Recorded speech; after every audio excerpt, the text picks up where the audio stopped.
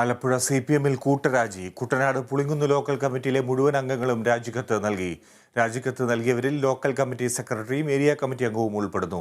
പ്രശ്നപരിഹാരത്തിനായി മന്ത്രി സജി ചെറിയാന്റെ നേതൃത്വത്തിൽ നാളെ അടിയന്തര ഏരിയ കമ്മിറ്റി യോഗം ചേരും. വിവരങ്ങളുമായി എബി ജോൺ ചേരുന്നു. എബി, കുട്ടനാട്ടിൽ ഏറെ നാളായി ഭിന്നത നിലനിൽക്കുന്നുണ്ട്. ഇപ്പോൾ പാർട്ടിയിൽ എന്താണ് സംഭവിക്കുന്നത്?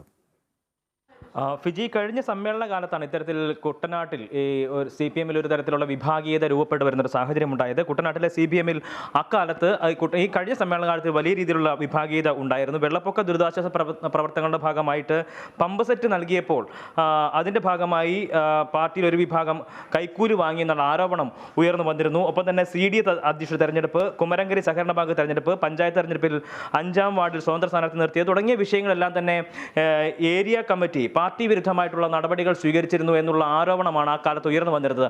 അതിൻ്റെ ഒരു തുടർച്ചയായിട്ടാണ് ഇപ്പോൾ ഇത്തരത്തിൽ രൂക്ഷമായിട്ടുള്ള ഒരു അവസ്ഥയിലേക്ക് CPM-ൻ്റെ അവസ്ഥ കുട്ടനാട്ടിൽ എത്തിയിരിക്കുന്നതെന്ന് തന്നെ പറയാം. കാരണം വിഭാഗീയതയെ തുടർന്ന് അല്ലെങ്കിൽ ഒരു ഇടവേളയ്ക്ക് ശേഷം ഒരു കുട്ടനാട്ടിൽ വിഭാഗീയത രൂപപ്പെടുന്നു എന്ന് നമുക്ക് പറയേണ്ടിയിരിക്കുന്നു. ഇത്തരത്തിൽ വിഭാഗീയത രൂപപ്പെടുന്ന സാഹചര്യത്തിൽ ഇന്നിപ്പോൾ പുളിങ്കുന്ന് പുളിങ്കുന്ന് ലോക്കൽ കമ്മിറ്റിയിൽ നിന്നും പൂർണ്ണമായും ഒരു രാജിയാണ് ഇപ്പോൾ ഉണ്ടായിരിക്കുന്നത്. ഇവരെ അനുനയിപ്പിക്കുന്നതിന് വേണ്ടി ശ്രമങ്ങൾ പാർട്ടിയുടെ ഭാഗത്തുനിന്നും ഉണ്ടാവുന്നുണ്ടെന്നത് ഏറ്റവും ശ്രദ്ധേയമായിട്ടുള്ള കാര്യമാണ്. കഴിഞ്ഞ ഒരാഴ്ചക്കിടയിൽ ഏതാണ്ട് 280ഓളം അംഗങ്ങളാണ് ഇത്തരത്തിൽ പാർട്ടിയിൽ നിന്നും രാജിവെച്ച് പുറത്തു പോയിരിക്കുന്നത്. ഇവരെ അനുനയിപ്പിക്കുന്ന ശ്രമങ്ങൾ തുടരുകയാണ്. ഇന്നിപ്പോൾ നാളെ മന്ത്രി സജി ചെറിയാന്റെ നേതൃത്വത്തിൽ അവിടെ ഒരു അനുരഞ്ജന യോഗം ചേരാനുള്ള തീരുമാനവും എത്തിയിട്ടുണ്ട്.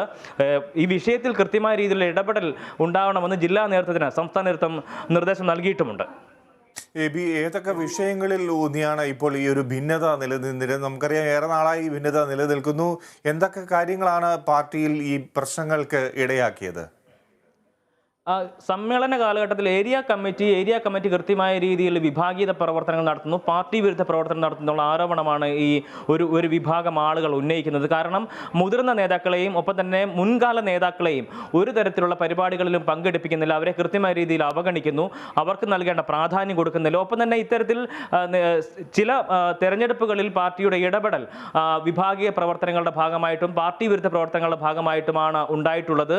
CDS തെരഞ്ഞെടുപ്പ്, ഒപ്പം തന്നെ സഹകരണ ബാങ്കിലേക്കുള്ള തെരഞ്ഞെടുപ്പ് തുടങ്ങിയ വിഷയങ്ങളെല്ലാം തന്നെ പാർട്ടി വിരുദ്ധ പ്രവർത്തനം ഏരിയ കമ്മിറ്റിയുടെ ഭാഗത്തു നിന്നുണ്ടായിരിക്കും. ഏരിയ കമ്മിറ്റിയുമായിട്ടുള്ള തീർച്ചയായും പറയുകയാണെങ്കിൽ ഏരിയ കമ്മിറ്റിയുമായിട്ടുള്ള ഒരു ആശയ സംവാദം തന്നെയാണ് ഇത്തരത്തിലൊരു നടപടികളിലേക്ക് അല്ലെങ്കിൽ കൂട്ടരാജിയിലേക്ക് പോകാനുള്ള പ്രധാനപ്പെട്ട കാരണം. ഒപ്പം തന്നെ ഞാൻ നേരത്തെ സൂചിപ്പിച്ചതുപോലെ തന്നെ കഴിഞ്ഞ സമ്മേളന കാലത്താണ് ഇത്തരത്തിലൊരു വിഷയം രൂക്ഷമായി തന്നെ ഉയർന്നു വരുന്നൊരു സാഹചര്യം ഉണ്ടായത്. അന്ന് പ്രളയത്തിന് ശേഷം ഉണ്ടായിട്ടുള്ള ഒരു സമ്മേളനമായിരുന്നു. ആ സമ്മേളന കാലത്ത് കുട്ടനാട്ടിൽ പമ്പുകൾ വിതരണം ചെയ്യുന്നതുമായി ബന്ധപ്പെട്ട് പാർട്ടി പ്രവർത്തകർക്ക് അല്ലെങ്കിൽ ഏരിയ നേതൃത്വം ഇത്തരത്തിൽ കൈക്കൂലി വാങ്ങുന്നടക്കമുള്ള നടപടികളിലേക്ക് കടന്നിരുന്നു എന്നൊരു ആരോപണം ഉയർന്നു വന്നിരുന്നു. അതിനെ തുടർന്നുണ്ടായിട്ടുള്ള പ്രവർത്തനങ്ങളാണ് ഇപ്പോൾ ഈ കൂട്ടരാജിയിലേക്ക് എത്തിയിരിക്കുന്നത്.